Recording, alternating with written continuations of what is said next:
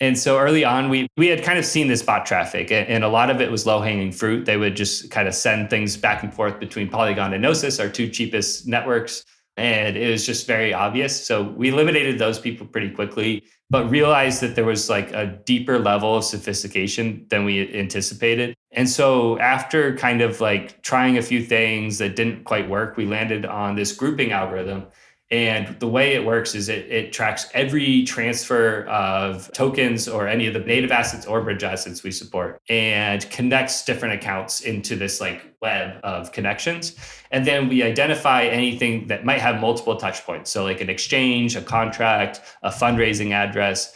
And we put that onto a blacklist that just got basically ignored by the grouping.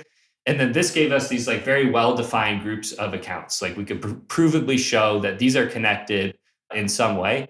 And then we actually pulled a ton of metadata for all these groups in terms of like where they were transacting, how much they were transacting, and then manually went through every single group. And if a group was all connected and then all shared very, very like undisputable, similar behavior, then we could decide like, okay, this is very, very defensible, that this is a group where like we're very careful to like not, have a negligible chance of eliminating any real users. That was really the priority.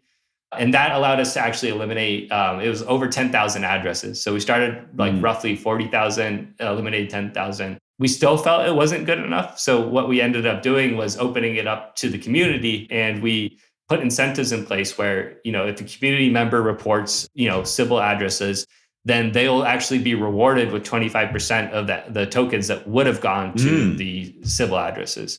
So this created a pretty strong incentive.